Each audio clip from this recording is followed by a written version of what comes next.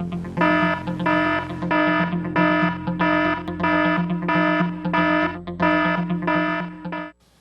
I'm Pat Kelly from the Ventura County Fire Department, bringing you another segment in our series on personal preparedness.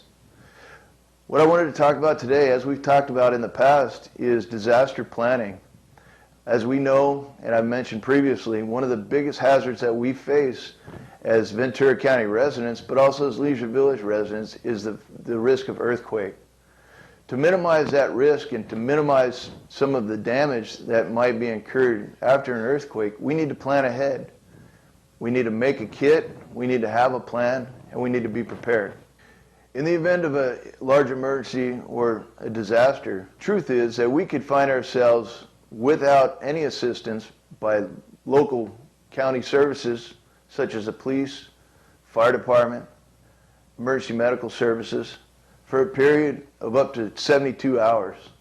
Depending on your personal situation and the resulting damage from an earthquake or other emergency, probably the first critical decision that you're going to have to make is whether to stay or evacuate your home. In the event you do make the decision to evacuate your home, you need to make sure that you have a kit standing by, ready to go with you. You also must make sure that you have a plan. You have a plan prior to the emergency, where you're going to go, where you're going to take shelter. And third, you're going to need to be informed. You need to stay current on what's going on with the disaster, what the severity is, and any kind of updated information that might come out resulting from the disaster. Preparing a kit consists of 7 vital steps that everyone should take to make sure they're ready to go following a disaster. When you're putting together a kit for your 72-hour period, you need to consider those things such as food, water, medicines, perhaps an extra set of eyeglasses or other things that are specific to your case.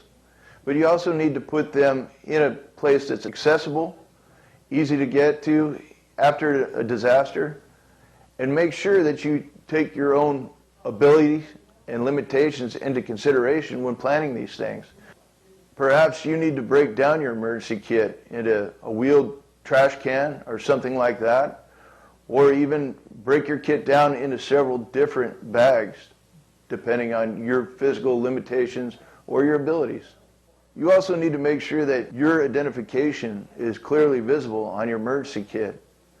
If you're thinking about post-disaster and perhaps having to evacuate, there's a high probability that there's going to be a lot of people's kits in the same place as yours. You want to make sure that yours is easily identifiable and easy to find. Make sure that when you build your kit, that you also consider maintenance of your kit. Change out those items that might be perishable, such as food, water. Your medication might have expiration dates. Replace the batteries in any kind of small electronics like a radio, a flashlight, or things of that nature. So it's not only good to have a kit, but that's just half the battle. You also have to maintain that kit and give attention to that kit on a regular basis. You want to make sure that everything in that kit is always ready to go. Make sure you communicate your plan and go over your preparedness steps with your village coordinator. That person's a vital resource and can provide you many insights into getting prepared and what to do following a disaster. Due to the fact that many of the Leisure Village residents may have different levels of ability or disability, make sure that those things that you need to get around on a day-to-day basis are labeled and easily identifiable. We want to make sure following a disaster that you have those things that make you as comfortable and as mobile as possible, and we can provide those things and help you reunite with those things if they become separated from you. When a disaster occurs, one of the biggest things that we can do to make sure that things go smoothly is to have a plan of action. Don't wait until that disaster strikes to figure out what you're going to do next. Have that plan, communicate that plan with your relatives as well as your neighbors. Having a plan is going to reduce panic following a disaster. When we're putting together our plan, some of the things that we should consider is, who are we going to call after a disaster? Or who's going to call us? Do we have somebody scheduled to come and check on us? Have we communicated our plan?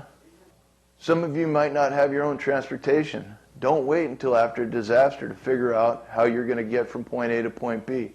Have those transportation items taken care of prior to a disaster. Having a plan is just one of the key components, but you also need to communicate that plan. People need to know what you're going to do following a disaster. They need to know where you're going to evacuate to.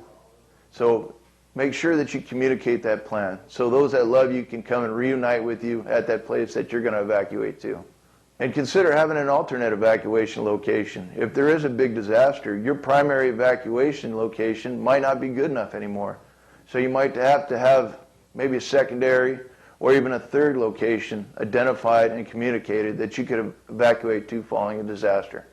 Post those emergency numbers of your family, your loved ones, the people that check on you near all the phones in your house. Make sure if you do have a cell phone or some kind of mobile phone that you have those programmed into your phone. For those of you that do use cell phones, you should also program the in case of emergency feature on the home screen of your phone. I think that would be another thing that you could consult with the village coordinator with for any assistance. Make sure that any of the documents that can't be replaced are either made copies of or stored somewhere in another location so you always know they'll be there. Examples of these kind of documents would be insurance papers, wills, marriage certificates, death certificates, birth certificates, any kind of thing that's going to need to be recreated following a disaster, or any kind of thing that might help you identify yourself, such as a driver's license, a passport, things like that. Make sure that you have copies of those things and you know where they're always kept.